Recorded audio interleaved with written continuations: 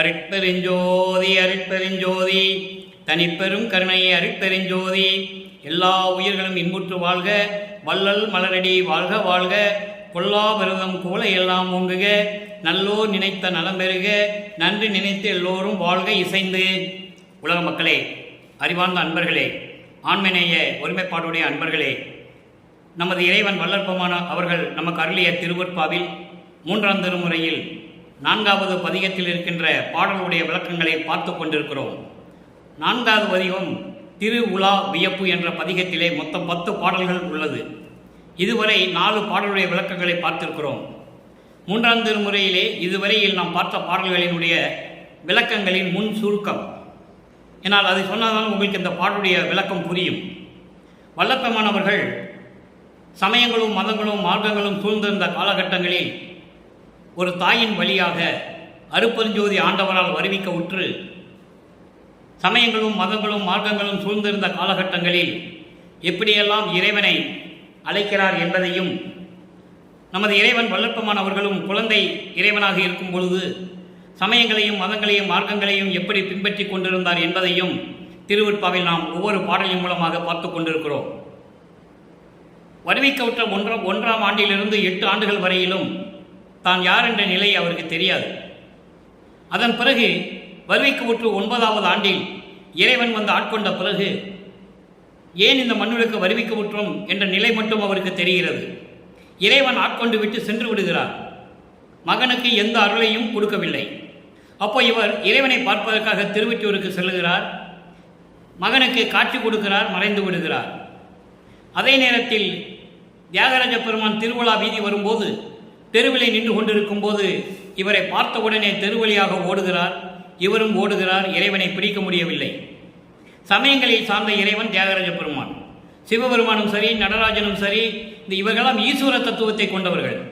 விந்து, நாதம், சதாக்கியம், சுத்த வித்தை, ஈஸ்வரம், இப்படி 5 தத்துவங்களை கொண்டவர்கள் தான் இந்த ஈஸ்வரர்கள். எத்தனையோ ஈஸ்வரர்கள் இருக்கிறார்கள். வல்லப்பெருமான் தெளிவாக நமக்கு அருளி இருக்கிறார்கள்.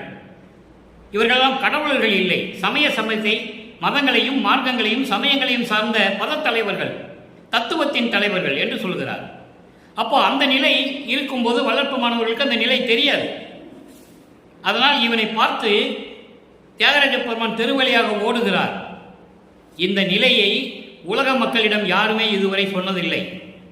வல்லப்பெருமானவர்கள் வருவிக்க விட்டு 200 ஆண்டுகள் கடந்து விட்டன. வல்லப்பெருமானுடைய இறைநிலையை, கடவுள் நிலையை மக்களிடம் யாரும் கூறவில்லை என்பதுதான் வேதனையான விஷயம் என்பதை இங்கே நான் பதிவு செய்ய கடமைப்பட்டிருக்கிறேன். இப்போ இந்த பாடலை பார்க்க போகிறோம். அப்போ எந்த விதமான பதிலும் இறைவனிடம் கிடைக்கவில்லை. அப்போ அங்கே இருக்கிற மக்கள் சொல்றாங்க, தியாகராஜ பெருமான் இன்னைக்கு பவனி வருகிறார் என்று சொல்லும் பொழுது இவர் மனம் இவரை விட்டு முன்னாலே சென்று விடுகிறது. இவர் எழுந்து கலைந்து போன ஆடையை சரி செய்வதற்குள்ளாக இவரிடம் இந்த மனம் அங்கே சென்று விடுகிறது. இதனால் உலக மக்களுக்கு என்ன தெரிவிக்கிறார் என்றால், உலக மக்களே, சமயங்களும் மதங்களும் மார்க்கங்களும் சூழ்ந்திருந்த காலகட்டங்களில் நானும் திருவொற்றியூருக்கு சென்று தியாகராஜனை பார்ப்பதற்காக சென்று கொண்டிருந்தேன்.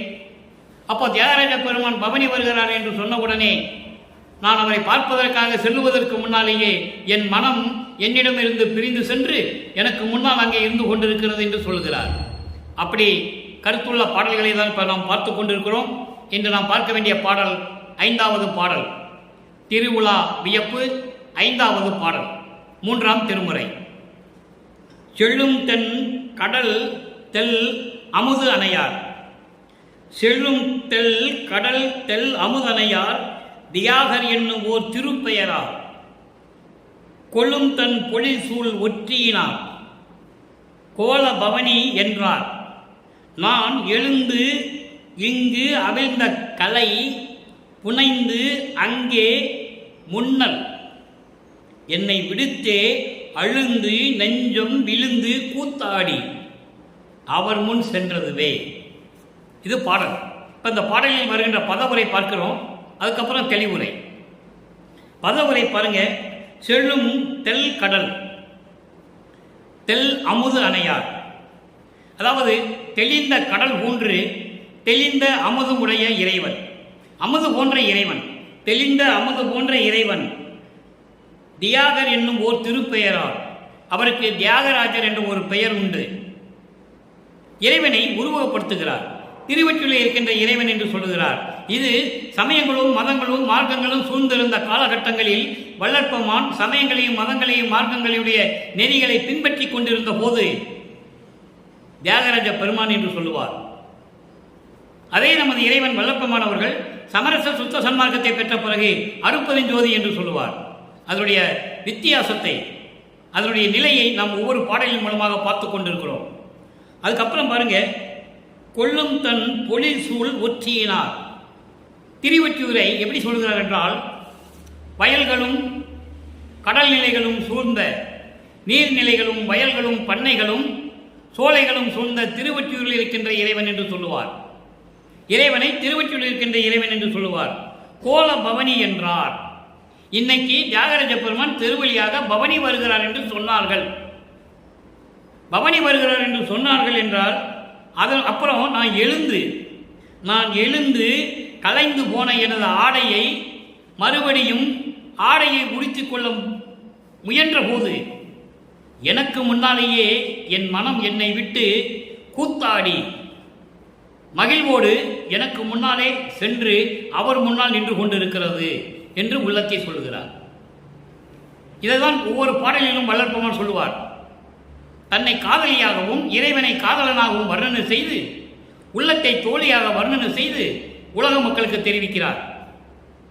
இவர் எழுந்து ஆடையை கலைந்த ஆடையை சரி செய்வதற்கு முன்னாலேயே இவருடைய உள்ளம் கூத்தாடி மகிழ்ந்து இவரை விட்டு சென்று விட்டது என்று சொல்லுகிறார். இப்போ இந்த பாடலுடைய விளக்கம் பாருங்க. இந்த விளக்கத்தை பார்த்த உடனே அதன் பிறகு சமரச சுத்த சன்மார்க்கத்தை பெற்ற பிறகு திருவிழா வியப்பில் இருக்கின்ற இந்த 5வது பாடலுக்கு விரிவான விளக்கம், முடிவான விளக்கம் 6ஆம் திருமுறையிலே எப்படி இருக்கிறது என்பதை பார்க்க போகிறோம். இப்போ இந்த பாடலுடைய விளக்கம் பாருங்க. அதாவது கடல் அலைகள் அடித்து கொண்டிருக்கிற கடல், நீர் கலங்கி கொண்டிருக்கும், கலங்களாக இருக்கும். அப்படி இல்லாமல் தெளிந்த கடல் போன்று தெளிவான அமுதமுடைய இறைவன் திருவொற்றியூரில் இருக்கின்ற இறைவன். அந்த திருவொற்றியூரில் எப்படி இருக்குதுன்னா, வயல்களும் நீர்நிலைகளும் சோலைகளும் தென்னம் சோலைகளும் நிறைந்த இடம். அவர் பெயர் தியாகராஜ பெருமான் என்றவர் பெயர். தியாகராஜ பெருமான் திருவிழா வீதி வருகிறார், பவனி வருகிறார் என்று சொன்ன உடனே, மக்கள் சொன்ன உடனே, நான் எழுந்து எனது ஆடையை சரி செய்து உடுத்துவதற்கு முன்னாலேயே என்னது மனம் எனக்கு முன்னாலேயே கூத்தாடி மகிழ்ந்து இறைவனை பார்க்க செல்லுகிறோம் என்று சொல்லி அவர் முன்னால் போய் நின்று கொண்டிருக்கிறது என்று சொல்லி இந்த பாடலை நமக்கு அருளியிருக்கிறார்கள். இதனால் உலக மக்களுக்கு என்ன தெரியப்படுத்துகிறார் என்றால், இறைவனுடைய வரவை நான் எதிர்பார்த்து கொண்டிருக்கிறேன். ஏனென்றால் இந்த மண்ணுலக்கு வருவிக்க உற்று இதுவரையிலும் இறைவன் எந்த அருளையும் எனக்கு கொடுக்கவில்லை. ஆட்கொண்டானை தவிர, இறைவன் என்னை ஆட்கொண்டானை தவிர எனது மறைப்பு நிலை நீங்கியதே தவிர இறைவனிடமிருந்து எந்த அருளையும் நான் பெற்றுக்கொள்ள முடியவில்லை. காரணம், சமயங்களிலும் மதங்களிலும் மார்க்கங்களிலும் இருந்து கொண்டிருந்தேன். அதனால்தான் என்னை வருவிக்க செய்தார். மக்களிடம் சொல்ல வேண்டும், சமயங்களும் மதங்களும் மார்க்கங்களும் பொய் என்று சொல்ல வேண்டும். அப்போ சொல்லுவதென்றால் நான் இங்கு இருந்து அனுபவிக்க வேண்டும் என்ற ஒரு நோக்கத்தில் தான் வள்ளற்பெருமான் சொல்லுகிறார், என்னை இந்த சமயங்களில் ஈடுபட செய்தார் இறைவன் என்று சொல்லுகிறார். இப்போ சமரச சுத்த சன்மார்க்கத்தை பெற்ற பிறகு திருவிழா வியப்பில் இருக்கின்ற இந்த 5வது பாடலுக்கு இங்கே ஒற்றியூரில் இருக்கின்ற இறைவன் என்று சொல்லுவார், தியாகராஜ பெருமான் என்று சொல்லுவார், எனக்கு அருளை எதுவும் கொடுக்கவில்லை என்று சொல்லுவார். சமரச சுத்த சன்மார்க்கத்தை பெற்ற பிறகு எந்தெந்த பதிகத்தில் விளக்கம் இருக்கிறது என்பதை பார்க்க போகிறோம். 6ஆம் திருமுறை பதிகம் 7, நான் ஏன் பிறந்தேன். நான் ஏன் பிறந்தேன் என்று ஏன் சொல்லுகிறார் என்றால், பிறப்பு அவம் பொறாது பேதுருள் என்று பெயர் இருக்கு. இந்த பாவப்பட்ட பிறவி எடுத்ததற்கு நான் ஏன் எடுக்க வேண்டும் என்று சகிக்க முடியாமல் துன்பப்பட்டு கொண்டிருப்பதை இறைவனிடம் சொல்லுவது. நான் ஏன் பிறந்தேன், என்னை ஏன் படைக்க வைத்தாய், ஏன் ஒரு தாயின் வழியாக வருவிக்க செய்தாய் என்று கேட்கிறார் இறைவனே. நன்றாக கவனிங்க.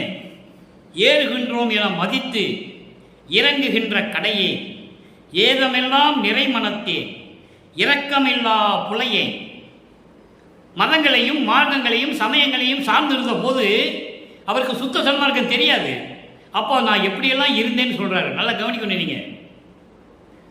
சீறுகின்ற புலி அணையேன், சிறு தொழிலே புரிவேன், செய்வகை ஒன்று அறியாத சிறியனும் சிறியேன், சிறியனும் சிறியேன், மாறுகின்ற குணப்பேதை மதியதனால் இழந்தேன், வஞ்சமெல்லாம் குடிகொண்ட வாழ்க்கை மிக உடையேன், வீறுகின்ற உலகிடை நான் ஏன் பிறந்தேன். தந்தையிடம் கேட்கிறார், நான் ஏன் பிறந்தேன், எனது மெய்கருத்தை அறிந்திலேன், விளங்கு நடத்தரசே. இது பாடல். இப்போ இந்த பாடலுடைய விளக்கம் பாருங்க. ஏறுகின்றோம் என மதித்தே, நான் சமயங்களையும் மதங்களையும் மார்க்கங்களையும் சார்ந்திருந்து கொண்ட அந்த காலகட்டத்தில் நான் உயர்ந்த நிலையில் சென்று கொண்டிருக்கிறேன் என்று நினைக்கும் போது மறுபடியும் இறங்கிக் கொண்டிருக்கிறேன். என்னால் ஏறி அந்த நிலையை அடைய முடியவில்லை, மேல்நிலைக்கு செல்ல முடியவில்லை. இறங்குகின்ற கடையே ஏறுகின்றோம் என மதித்தே, நாம் எப்படியாவது உயர்நிலையை பெற்றுக்கொள்வோம் என்று சொல்லி நான் நடந்து கொண்டு, அதாவது அந்த வழியிலே சென்று கொண்டிருந்த போது, அந்த நெறிகளிலே இருந்தபோது நான் இறங்குகின்ற கடையே என்னால் மேலே செல்ல முடியவில்லை. ஏதமெல்லாம் நிறை மனத்தேன். ஏதம் என்பது குற்றம், குறைகள், குற்றங்கள், துயரங்கள், துன்பங்கள், துயரங்கள், இடர்கள், என்னவென சொல்லலாம். இதெல்லாம் என் உள்ளத்திலே நிறைந்து இருந்தது. எப்போ? சமயங்களையும் மதங்களையும் மார்க்கங்களையும் சார்ந்து இருந்த போது இருந்தது. இரக்கமில்லா புலையே, என் மனத்தில் இரக்கமே இல்லை, தயவு இல்லை, கருணை இல்லை. அப்போ தயவும் கருணை எப்போ வரும்? சுத்த சன்மார்க்கத்தில் இருந்தால் தான் வரும், இல்லைன்னா வராது. அதனால தான் சொல்றாங்க, இரக்கமில்லா புலையே, சீறுகின்ற புலி அணையேன். சீறுகின்ற புலி போன்று இருந்தேன். அப்படி என்றால் சினம் கொண்டு இருந்தேன். எனக்கு சினம் இருந்தது, சினம் கொண்டு இருந்தேன். அதோடு மட்டுமல்ல, சிறு தொழிலே புரிவேன். சிறு தொழில் என்பது தீய செயல்கள். தீய செயல்களையே நான் செய்து கொண்டிருந்தேன். ஏன்? சமயங்களையும் மதங்களையும் மார்க்கங்களையும் இருந்ததுனால சொல்றேன். அப்போ அவருக்கு சுத்த சன்மார்க்கம் தெரியாது. அதை நீங்க புரிஞ்சுக்கணும். ஏன் இருந்தாருன்னு சொல்லக்கூடாது. ஏன் திருநூறு பூசினாரு, ஏன் பூசினாரு, நாங்கள் பூசுவோம்னு சொல்லக்கூடாது. வேண்டான்னு சொன்னார்ல, விட்டுணும். அதான் தர்மம், அதான் நியாயம், அதான் சத்தியம். அப்போ சிறு தொழிலே புரிந்தேன், செய்வகை ஒன்று அறியாத சிறியனும் சிறியேன். சின்ன குழந்தை, தவழ்ற குழந்தை, அதான் சிறியனும் சிறியன் என்று சொல்கிறார். அதுக்கு என்ன தெரியும்? தவழ்ற குழந்தைக்கு ஒண்ணுமே தெரியாது. அந்த நிலையில் நான் இருந்து கொண்டிருந்தேன். என்ன செய்வதென்று தெரியாது. ஏன் இங்கே வருவிக்க உற்றோம், ஏன் பிறந்தேன் என்றும் தெரியாது. எதுக்காக இப்படியெல்லாம் இருக்கணும்னு தெரியாது. இப்படி குழந்தை மாதிரி நான் இருந்துகிட்டு இருக்கேன். அதோடு மட்டுமல்ல, மாறுகின்ற குணப்பேதை மதியதனால் இழிந்தேன். வேறுபட்ட குணங்களினால், மாறுபட்ட குணங்களினால் அறிவு கெட்டு போய் அறிவு இல்லாதவனாக நான் தெரிந்து கொண்டிருந்த போது இழிவான நிலையில் இருந்தேன் என்று சொல்லுகிறார். அறிவு விளங்காது. சமயங்களையும் மதங்களையும் மார்க்கங்களையும் தான் அறிவு விளங்காதுன்னு சொல்றேன். அந்த நிலையில் இருந்து கொண்ட போது மதியினால் இழந்தேன். அறிவில்லாதனால், நல்ல குணங்கள் இல்லாதனால் நான் இழிவான நிலையில் இருந்தேன். வஞ்சமெல்லாம் குடிகொண்ட வாழ்க்கை மிக உடையேன். இந்த உலகிலே வஞ்சங்களையும் சூதுகளையும் எல்லாம் எடுத்துக்கொண்டு அந்த வாழ்க்கையிலே உலக நடையிலே இருந்து கொண்டிருந்தேன்.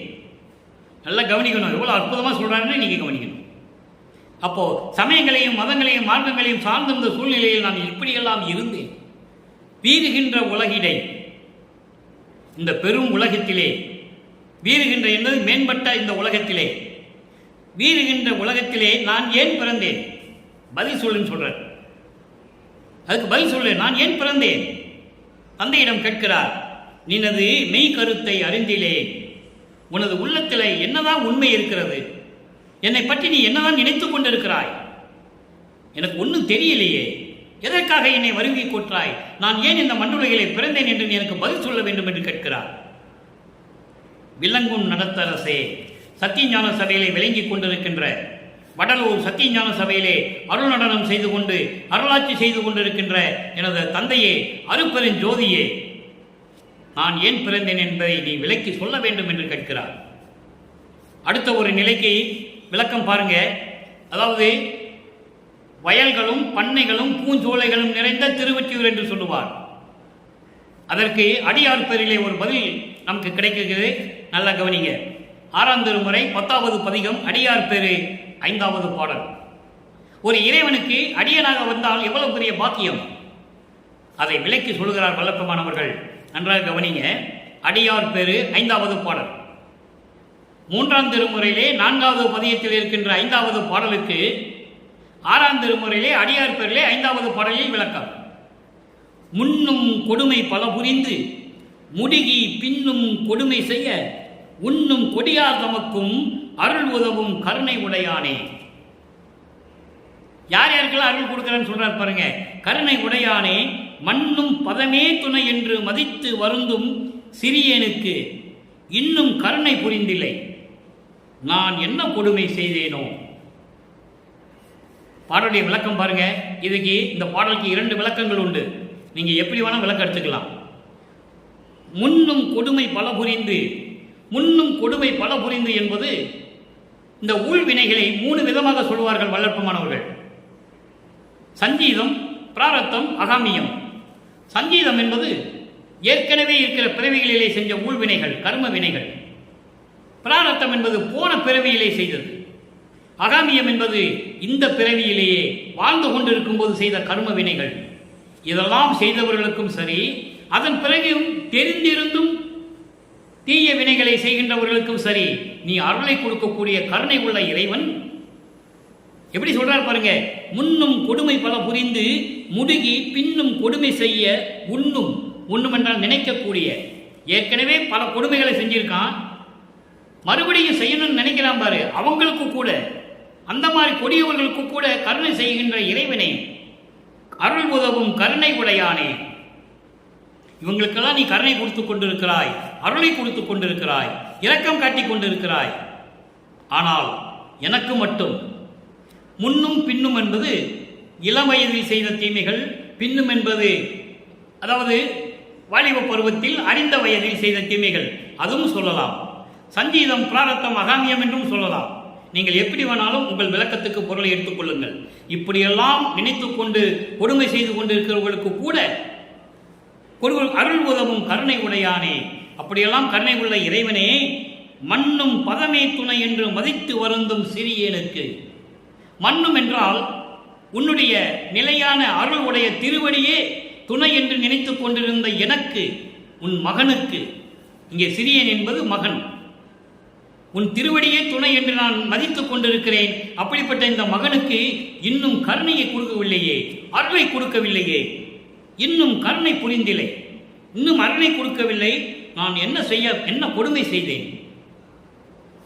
உன்னால்தான் என் மன்னலுக்கு வருவிக்க விட்டேன், நான் என்ன கொடுமை செய்தேன் என்று கேட்கிறார். தந்தையை பார்த்து கேட்கிறார், நான் என்ன கொடுமை செய்தேன்? நீதானே வருவிக்க செய்தாய், நீதானே சமயங்களிலும் மதங்களிலும் மார்க்கங்களிலும் இருக்க சொன்னாய், அதன் பிறகு அது வேண்டாம் என்று சொன்னாய், பொய் என்று சொல்ல சொன்னாய், உன்னால் எனக்கு மானம் போய்விட்டது என்று சொல்லுகிறார். ஞானசரியிலே சொல்லுவார், மானம் போன வழியெல்லாம் விடுத்தேன் என்று சொல்லுவார். யாரால மானம் போச்சு? அப்பனால மகனுக்கு மானம் போச்சு என்று சொல்லுகிறார். இதை நீங்களாம் நல்லா புரிஞ்சுக்கணும். அப்போ சமயங்களிலும் மதங்களிலும் மார்க்கங்களிலும் இருந்த போது அவருடைய நிலை எப்படி இருந்தது நீங்கள் புரிந்து கொள்ள வேண்டும் நண்பர்களே. அதன் நிலை மாறிய பிறகு, சமரச சுத்த சன்மார்க்கத்தை பெற்ற பிறகு அதெல்லாம் பொய் என்று சொல்லுகிறார். அடுத்து ஒரு விளக்கம் பாருங்க. திருவிழா வியப்பிலே சொன்ன ஒரு பதிலுக்கு அங்கே கேள்வி, இங்க பதில். எப்படி? பவனி வருகிறார் என்று சொன்ன உடனே நான் எழுந்து எனது ஆடையை சரி செய்து புறப்படுவதற்கு முன்னாலேயே என் உள்ளம், எனது மனம் அவர் முன் சென்று விட்டது, என்னை விட்டு சென்று விட்டது என்று சொல்லுவார். அதற்கு 6ஆம் திருமுறையிலே ஒரு விளக்கம் பாருங்க. பதிகம் 17, தலைப்பு பேர் அத்துவித ஆனந்தத்து, அத்துவித ஆனந்தத்து அனுபவ விடை ஈடு. அத்துவிதம் என்பது நீ நான் என்ற நிலை இல்லாமல் ஒன்றுபட்ட நிலை, ஒரே நிலை. துவைதம் என்பது வேறுபட்ட நிலை, அத்துவைதம் என்பது ஒரே நிலை. அதாவது ஒளிமயமாகும் அந்த ஆனந்த அனுபவம் இருக்கே, அதுக்கு ஈடு இணை எதுவும் இல்லை. அந்த தலைப்பில் தான் இந்த பாடலை கொடுத்திருக்கிறார். அங்கே அதாவது இறைவனை பார்க்க வேண்டும் சொல்லும் போது, மதங்களும் சமயங்களும் மார்க்கங்களும் இருந்த காலகட்டங்களில் இறைவனை பார்க்க வேண்டும் என்று சொல்லும் போது இவருக்கு முன்னால் போய் நிற்குது. ஆனால் சுத்த சன்மார்க்கத்தை பெற்ற பிறகு அந்த ஒளிமயமாகக்கூடிய அந்த ஆனந்த அனுபவத்தினுடைய அந்த பேரு, அந்த வாக்கியம் ஈடு இணையற்றது என்று சொல்லுவார். நல்ல கவனிங்க. கலக்கம் அற, கலக்கம் அற பொது நடம் நான் கண்டு கொண்ட தருணம். எங்கே? சத்தியஞான சபையிலே வடலூரில்.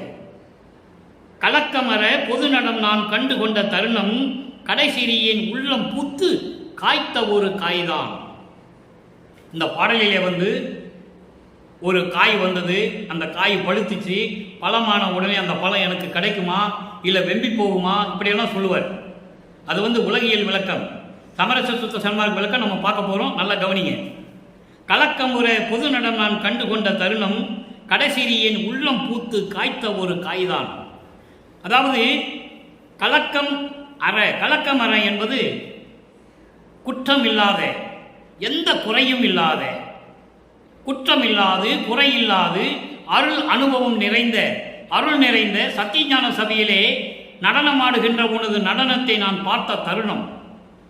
அந்த நேரத்தில் கடைசிறியேன் என்பது முன்ன இந்த சிறிய மகனுக்கு உள்ளம் பூத்து காய்த்த ஒரு காய்தான்.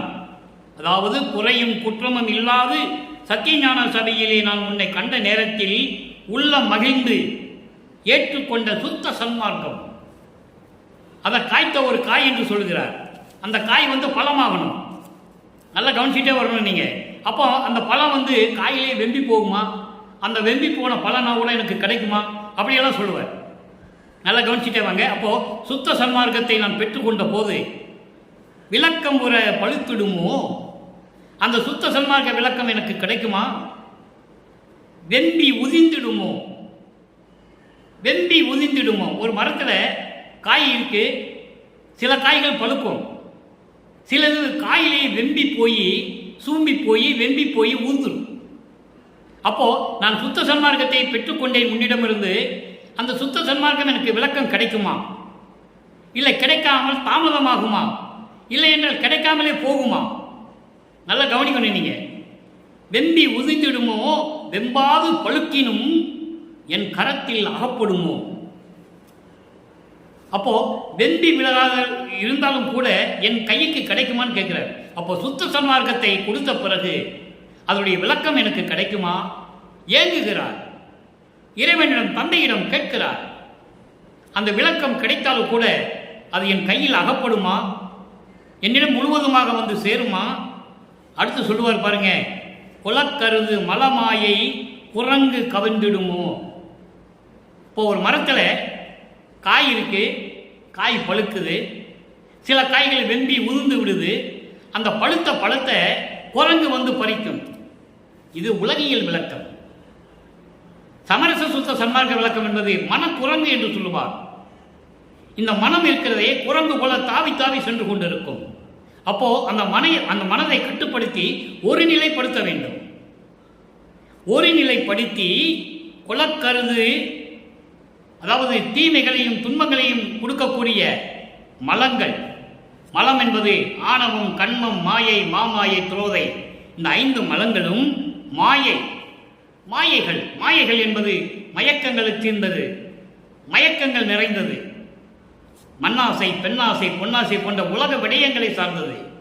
இப்படி மாயைகளும் மயக்கங்களும் சேர்ந்து, இந்த மலங்களும் சேர்ந்து இருக்கின்ற அந்த குரங்கு இருக்கே, அது பறித்து சென்று விடுமோ? அது பறித்து சென்று விடுமா?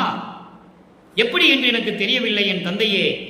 குரங்கு கவராது எனது குறிப்பில் அகப்படினும், அப்படி குரங்கு கவராது என்பது மனம் துன்பப்படாமல், துயரப்படாமல் எனது குறிப்பில், எனது உள்ளத்தில் அகப்படினும், உள்ளத்தில் கலந்தாலும். ஆக சமரச சுத்த சன்மார்க்கம் எனக்கு வேணும், முழுமையான விளக்கம் வேணும். அது என் கைவிட்டு போகக்கூடாது, தாவி தாவி செல்லக்கூடாது. மனம் என்ற குரங்கு போல தாவி தாவி செல்லக்கூடாது. என் உள்ளத்திலேயே கலக்க வேண்டும், உள்ளத்திலேயே நிரந்தரமாக இருக்க வேண்டும். என் உள்ளத்தில் கலந்தாலும் துலக்கம் அற உண்ணுமேனோ.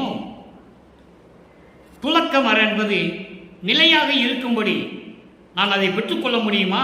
இங்கே உண்ணுவனோ என்பது சாப்பிட்றதுக்கல்ல. உண்ணுவனோ என்பது நிலையாக என்னுடைய உள்ளத்தில் கலந்து கொண்டு இருக்குமா? தொண்டை விக்கிக் கொள்ளுமோ? தொண்டை விக்கிக் கொள்ளுமோ? இல்லை அழிந்து போகுமோ? இல்லை மறைந்து போகுமோ? என்னை விட்டு போய்விடுமோ? சோதி திருவுள்ளம் எதுவோ அருட்பெருஞ்சோதியினுடைய திருவுள்ளம் எதுவோ என்று எனக்கு தெரியவில்லை, ஏதும் அறிந்தில்லேனே என்று சொல்லுகிறார். எவ்வளவு பெரிய ஒரு அருமையான விளக்கம் பாருங்க. அப்போ சமயங்களும் மதங்களும் மார்க்கங்களும் தடை செய்யும். அதான் சொல்லுவாரு, எல்லாம் உடைய அருட்பெருஞ்சோதி அற்புத கடவுளே, இது தொடங்கி எக்காலத்தும் சுத்த சன்மார்க்கத்தின் முக்கிய தடைகள் என்று சொல்லுவார்.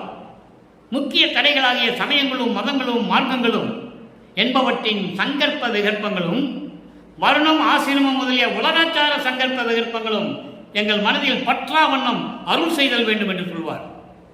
அந்த கருத்தை தான் இங்கே சொல்லுகிறார். சமரச சுத்த சன்மார்க்கத்தின் தடைகளாகிய இந்த மலங்கள் இருக்கே, மலங்கள் மாயைகள், இந்த மதங்கள் சமாச்சாரங்கள் மார்க்கங்கள் எது எடுத்தாலும் சரி, அதெல்லாம் இல்லாமல் இருக்கின்ற சுத்த சன்மார்க்கத்தை எனக்கு கொடுக்க வேண்டும், அதனுடைய விளக்கத்தையும் தர வேண்டும், என்னிடமிருந்து பிரியாமல் இருக்க வேண்டும், என் உள்ளத்தில் இருந்தாலும் கூட அழியாமல் இருக்க வேண்டும், நிரந்தரமாக இருக்க வேண்டும் என்று சொல்லி இந்த பாடலை நமக்கு அருளி இருக்கிறார்கள். எவ்வளவு ஒரு அற்புதமான ஒரு பாடலை நமக்கு இறைவன் வழங்கியிருக்கிறார்கள் என்பதை அன்பர்களை நீங்கள் புரிந்து கொள்ள வேண்டும். அப்போ சமரச சுத்த சன்மார்க்கம் என்பது தனி மார்க்கம், இறைவனால் உருவாக்கப்பட்ட மார்க்கம். மற்ற சமயங்களும் சரி, மார்க்கங்களும் சரி, மதங்களும் சரி, மனிதர்களால் உருவாக்கப்பட்டது. எல்லா கோயில்களும் மனிதர்களால் உருவாக்கப்பட்டது. எந்த இறைவனும் சிவபெருமான நடராஜன் கோயிலை கட்டல. நல்லா புரிஞ்சுக்கணும் நீங்க. மதுரையில் சொக்கநாதன் கட்டினானா அவன் பாண்டிய மன்னன் கட்டினான், தஞ்சாவூரில் கட்டினானா ராஜராஜ சோழன் கட்டினான். இப்படி அங்கங்க அரசர்களும் அன்பர்களும் எல்லாம் சேர்ந்து வசூல் பண்ணி கோயிலை கட்டிட்டான். இறைவன் எந்த கோயிலும் கட்டினதில்லை. அவங்களுக்கு கற்பனைக்கேற்றபடி உருவங்களை அமைத்து, ஆலயங்களை அமைத்து, வழிபாட்டு தலைகளை அமைத்து, வழிபாட்டு பாடல்களை அமைத்து மக்களை வழிபட செய்து விட்டார்கள். மூட நம்பிக்கையில் இருந்த மக்கள் எல்லாம் வழிபட்டார்கள். அதைதான் வல்லப்பெருமான் தெளிவாக கூறுகிறார். இங்கே அப்படி இல்லை. சத்தியஞான சபை இறைவனால் கட்டப்பட்டது. ஒரே சத்தியஞான சபை இந்த உலகத்துக்கு ஒரே சத்தியஞான சபை தான். மற்ற கோயில் அப்படி கிடையாது. அங்கங்க கோயில் இருக்கும். ஒவ்வொரு கோயிலும் ஒரு மாதிரியா இருக்கும், வழிபாடு ஒரு மாதிரியா இருக்கும், அதுலேயும் முரண்பாடுகள் நிறைய. இப்படியெல்லாம் இருக்கின்ற காலகட்டங்களில் வல்லப்பெருமானவர்கள் சுத்த சன்மார்க்கம் மக்களிடம் சேர வேண்டும் என்பதற்காகத்தான் பிரபஞ்சத்தில் ஒரே ஞான சபை சத்தியஞான சபை, அது வடலூரில் இருக்கின்றது உத்தரஞான சபை, உத்தரஞான சிதம்பரம் என்பதை நீங்கள் புரிந்து கொள்ள வேண்டும். ஆக அப்படிப்பட்ட நிலையில் இருந்து கொண்டு வல்லப்பெருமானவர்கள் தந்தையிடம் முறையிடுகிறார். இறுதியாக ஒரே ஒரு விளக்கம். 112வது பதிகம் மெய்யருள் வியப்பு. மெய்யருள் வியப்பு. அங்கே 3ஆம் திருமுறையிலே 4வது பதிகம் திருவிழா வியப்பு. திருவிழா வியப்பு என்பது ஏற்கனவே நான் கூறிவிட்டேன். பவனி வரும்போது, தியாகராஜன் பவனி வரும்போது அது எப்படி இருக்கும், அந்த வியந்து சொல்லுவது. இவர் போக முன்னாலே இவர் மனம் அங்கே போய் இருக்குன்னு சொல்லுவார். அதே இது சுத்த சன்மார்க்கத்தை பெற்ற பிறகு மெய் அருள் வியப்பு. இறைவனிடம் இருந்த அருள் எப்படிப்பட்ட உண்மையானது என்பதை, அந்த அதிசயத்தை உலக மக்களுக்கு சொல்லுகிறார். இங்கே 5வது பாடல். நல்லா கவனிக்கணும்.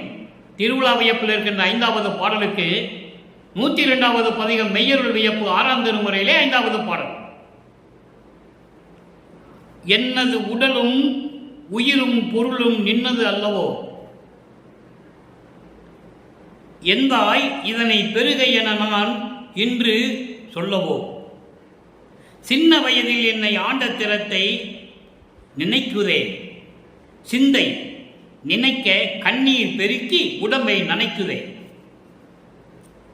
முடிவான விளக்கம். சமரச சுத்த சன்மார்க்கத்தை பெற்ற பிறகு எனது உடலும் உயிரும் பொருளும் நின்னது அல்லவா, எனது உடல் எனது உயிர் எல்லாமே ஒன்னது தானே. எந்தாய் என் அன்னை போன்ற இறைவனே, அன்னை உள்ளம் கொண்ட இறைவனே, இதனை பெருக என நான் இன்று சொல்லவோ, இதனை பெருக என்று நான் சொல்லவோ, நான் ஏற்கனவே எனது உடல் பொருள் ஆவியெல்லாம் உனக்கு கொடுத்துட்டேன், இன்னைக்கு இதை பெற்றுக்கொள்ள என்று நான் எப்படி சொல்லுவது? அதைதான் வல்லப்பெருமான் ஒரு பாடலிலே கூறுவார். நான் தானானான், தான் நானானான், நானும் தானுமானோம் ஒன்றானோம் என்று சொல்லுவார். அப்போ இறைவனும் நானும் வேறு வேறு அல்ல, நாங்கள் 2 பேரும் ஒன்றுதான் என்று சொல்லுவார். அன்றை என்னை அடியனாக்கி ஆண்ட ஜோதியே, அதன் பின் பிள்ளையாக்கி இன்று ஆண்ட ஜோதியே, அதன் பிறகு நன்றே மீட்டும் நேயனாக்கி நயந்த ஜோதியே, நானும் நீயும் ஒன்று என்று நல்கும் ஜோதியே. இதே மெய்யர் வியப்புல வரும். பிரபஞ்சம் தோன்றிய காலத்திலிருந்தே என்னை அடிமையாக்கி கொண்ட இறைவனே என்று சொல்லுவார்.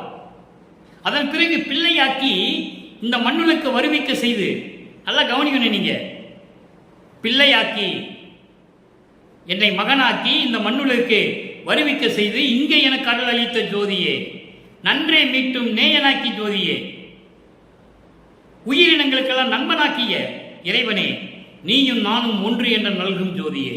அப்போ ஒன்னாயிட்டாங்கன்னு சொல்றாரு. அதை தான் இங்க சொல்றாரு. எனது உடலும் எனது பொருளும் ஏற்கனவே நான் கொடுத்துட்டேன், அதை மறுபடியும் நான் சொல்லணுமா? அதே போன்று உன்னுடைய உடலையும் உன்னுடைய ஆவியையும் பொருளையும் எனக்கு கொடுத்தாய் என்று சொல்லுவார் ஒரு பாடலிலே.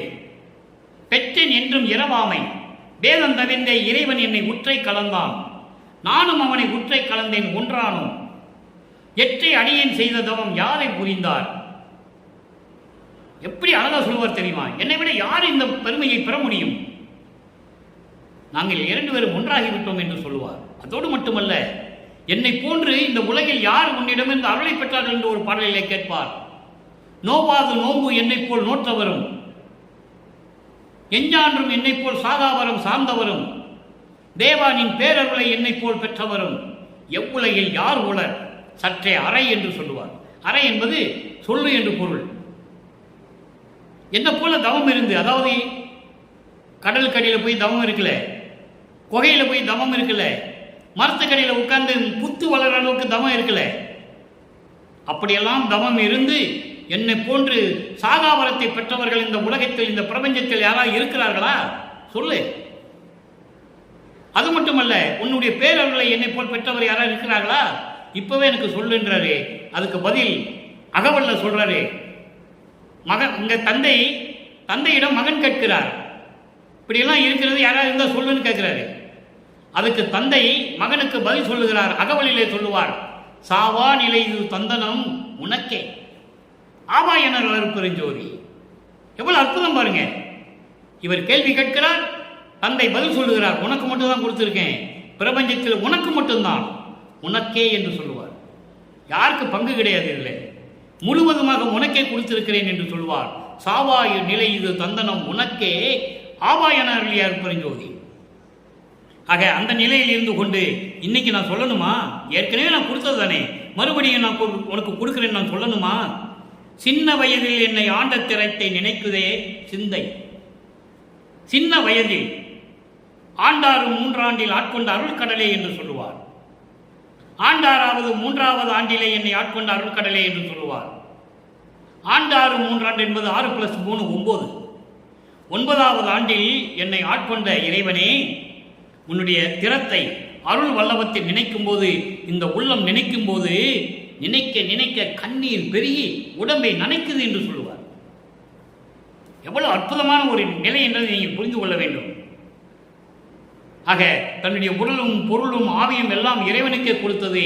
இறைவன் அதே போல அவருடைய உடலையும் பொருளையும் ஆவியும் இவர் பெற்றுக்கொண்டார்.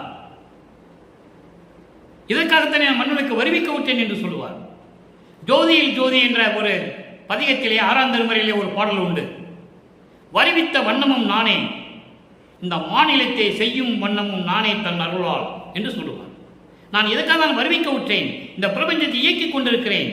30/1/1874 இரவு 12 மணியிலிருந்து 5 தொழில்களையும் செய்து கொண்டு இந்த பிரபஞ்சத்தை இயக்கிக் கொண்டிருக்கின்ற இறைவன் நான் என்று சொல்லுகிறார் வல்லப்பமானவர்கள் என்பதை இங்கே பதிவு செய்ய நான் கடமைப்பட்டிருக்கிறேன். யாரும் சொன்னதில்லை. பிரபஞ்சத்தில் கோடான கோடி பேர் தோன்றினார்கள், மறைந்தார்கள், செத்தார்கள், மடிந்தார்கள். ஆனால் வல்லப்பமான் ஒருவர் தான் 5 தொழிலை செய்து கொண்டு படைத்தல், காத்தல், அழித்தல், மறைத்தல், அருளல் இதெல்லாம் செய்து கொண்டு இந்த பிரபஞ்சத்தை சிட்டிவளாக குடிசையில் உட்கார்ந்து கொண்டு செய்து கொண்டிருக்கிறேன் என்று சொல்லுகிறார். திருவுற்பாவிலே அவ்வளவு உண்மைகள் இருக்கின்றன. அருட்பெருஞ்சாண்டவர் அழைக்கிறார், மகனே மகனே, உனக்கென்று ஒரு உலகம் இருக்கிறது. எப்படி பிரம்மனுக்கும் திருமாலுக்கும் உலகங்கள் இருக்கிறதோ அதே போன்று உனக்கும் ஒரு உலகம் இருக்கிறது, வா என்னோடு என்று கேட்கிறார். வர முடியாது என்று சொல்லுகிறார். எனக்கு இந்த குடிசையை போதும், நீ என்னுடன் வா, என்னுடன் 2 கலந்து கொள் என்று சொல்லுகிறார். காரணம், மரம் புலமும் அணுக்கள் பலர் தவம் செய்வார்கள். யாரு? இந்த செத்து போன பிரம்மனும் திருமாலெல்லாம் திரும்பி வந்து தபம் பண்ணுவான், அணுக்கள் வந்து தபம் பண்ணும். அப்போ நீ வரத்தை கொடுத்துருவ. மறுபடியும் சுத்த சன்மார்க்கத்தை நம்ம உலக மக்களுக்கு சொல்ல முடியாது. நீ என்னோடு 2.5 கலந்து கொள் என்று சொல்லும் பொழுது இறைவனே வந்து மகனோடு 2.5 கலக்கிறாரு. இவர் ஒன்றும் போகல, மறைஞ்சிட்டாரு, ரூம்குள்ள போனாரு, கதவை சாத்தினாரு, மறைஞ்சிட்டாரு. அதெல்லாம் சொல்லவே கூடாது. அவர் ஏன் மறையணும்? இறைவனாகிவிட்டார் என்று சொல்ல வேண்டும். யாருமே இந்த நிலையை மக்களிடம் 200 வருடங்களாக சொல்லவில்லை. இறைவன் சித்தி வளாகத்தில் இருக்கிறார், இங்கிருந்து கொண்டுதான் பிரபஞ்சத்தை இயக்குகிறார் என்று யாருமே சொல்லவில்லையே. இந்த நிலை மாற வேண்டும். வள்ளற்பெருமான் தான் இறைநிலையில் இருக்கின்ற இறைவன் என்ற நிலை மக்கள் உணர்ந்து கொள்ள வேண்டும். அதனால்தான் இப்படி 1ஆம் திருமுறையிலிருந்து 4ஆம் திருமுறைக்கிற பாடலுக்கு 6ஆம் திருமுறையிலே எப்படி விளக்கம் இருக்கிறது என்பதை இறைவன் உணர்த்த, இறைவனுடைய தயவாலையும் கருணையாலையும் இந்த வள்ளலார் ஊழியன் உங்களுக்கு விளக்கம் சொல்லிக் கொண்டிருக்கிறேன். நான் இலக்கணம், தமிழ் இலக்கணம் இலக்கியவன் படித்தவன் அல்ல, ஆனால் இறைவன் அருளை பெற்றவன் என்பதை பெருமையுடன் சொல்லிக் கொள்வதில் பெரும் பூரிப்படைகிறேன். எனவே மக்களே, சமரச சுத்த சன்மார்க்கத்துக்கு வாருங்கள். சமரச சுத்த சன்மார்க்கம் ஒன்றுதான் பிறவி இல்லாத ஒரு மார்க்கம், இறைவனுடைய திருவடியை சேரக்கூடிய மார்க்கம், இறைவனுடைய அருளை நேரடியாக பெறக்கூடிய மார்க்கம். வேறு எந்த மார்க்கமும் இல்லை. எல்லாமே மனிதர்களால் உருவாக்கப்பட்டது, எல்லாம் அழியக்கூடியது. சமயங்களும் மதங்களும் மார்க்கங்களும் எல்லாம் பொய் என்று சொல்லுவார். ஞானசரியிலே சொல்லுவார், பொறித்த மதம் சமயம் எல்லாம் பொய், பொய்யே, அவற்றில் புகுதாதீர், சிவம் ஒன்றையே பொருள் என கண்டறிவேன் என்று சொல்லுவார். சிவம் என்பது இங்கே சிவன் இல்லை, சிவம் என்பது அருட்பெருஞ்சோதி. சிவன் வேறு, சிவம் வேறு, ஞானம் வேறு, மெஞ்ஞானம் வேறு. ஞானம் பெற்றவர்கள் கோடான கோடி பேர்கள், மெஞ்ஞானம் யாரும் பெறவில்லை. அதற்கு பல உதாரணங்களை வள்ளற்பெருமான் திருவருட்பாவிலே கூறியிருக்கிறார்கள். புராணங்களில் கூட உண்டு. நான் அருட்பாபத்தை பேசும்போது மற்ற புராணங்களை பேசுவதில்லை. இருந்தாலும் என்றக்காக ஒரு நாள் இப்படி ஒரு சூழ்நிலை வரும்போது உதாரணங்கள் சொல்ல வேண்டியிருக்கிறது. இப்போ முருகன் வந்து ஒரு ஆடு மேய்க்கிற வேடத்தில் வந்து அவையார்கிட்ட சுட்ட பழம் வேணுமா சுடாத பழம் வேணுமான்னு கேட்குறான். அவையாருக்கு தெரியாது, வந்தது முருகன் தெரியாது. ஞானம் இருந்தது, மெஞ்ஞானம் இல்லை. அவன் காட்சி கொடுத்த பிறகு இவனுக்கு தெரியும், அவையாருக்கு தெரியும். அதே போல திருநாவுக்கரசருக்கு பசின்னு சொல்லும்போது இறைவன் சோறு கட்டி கொண்டு போறாரு, கட்டு சோறு வந்தது இறைவனும் தெரியாது. நல்லா புரிஞ்சுக்கணும். நீங்க வள்ளற்பெருமான் தெளிவாக சொல்கிறார், மெஞ்ஞானம் என்னும் கண் கொண்டு காணாமல் தேடி நின்றார் என்று சொல்லுவார். இறைவனுடைய திருவடியை முடியும் யாருக்கும் தெரியாது. பிரம்மனும் திருமாலும் மெஞ்ஞானம் கிடையாதுன்னு சொல்றார். அதனால உருமாறுறாங்க. திருமால் பன்றியாகவும் இவன் அன்னப்பறையா உருமாறி போறாங்க, அப்பவும் கண்டுபிடிக்க முடியல. அதனால ஞானம் வேறு, மெஞ்ஞானம் வேறு. எல்லாருக்குமே ஞானம் இருந்தது. இறைவன் அவர்களால் ஞானம் பெற்றார்கள், பாடினார்கள், போய் சேர்ந்தார்கள், முடிஞ்சு போச்சு. அவங்களால மரணமில்லா பெருவாழ்வில் இருக்க முடியாது. மரணமில்லா பெருவாழ்வு என்பது இறைநிலை, 16வது நிலை. சரியை கிரியை யோகம், இந்த நிலைகளெல்லாம் தாண்டி ஞானத்தில் ஞானம், அந்த நிலைதான் இறைநிலை. அந்த நிலையில் இருந்து கொண்டிருப்பவர் வள்ளற்பெருமான் என்பதை கூறி, இன்று நாம் பார்த்த பாடலுடைய விளக்கம் உங்களுக்கு புரிந்திருக்கும் என கருதி இந்த வள்ளலார் ஊழியன் விடைபெறுகிறேன். மீண்டும் நாளை சந்திப்போம். எனவே நீங்களும் சுத்த சன்மார்க்கத்தை மேற்கொண்டு மண்ணகல்களை தீபமேற்றி அருட்பெருஞ்சோதி அருட்பெருஞ்சோதி தனிப்பெருங்கனை அருட்பெருஞ்சோதி என்ற மகாமந்திரத்தை உச்சரித்து இறைவனுடைய அருளையும் செல்வங்களை எல்லாம் பெற்றுக்கொண்டு இந்த வையகத்தில் நீங்கள் வாழ்வாங்கு வாழ வேண்டும், நோயற்ற வாழ்வில் வாழ வேண்டும் என்று இறைவனுடைய ஆசியோடும் தயவோடையும் கூறி இந்த வள்ளலார் ஊழியன் விடைபெறுகிறேன். மீண்டும் நாளை சந்திப்போம். நன்றி, வணக்கம். அருட்பெருஞ்சோதி அருட்பெருஞ்சோதி தனிப்பெரும் கருணை அருட்பெருஞ்சோதி.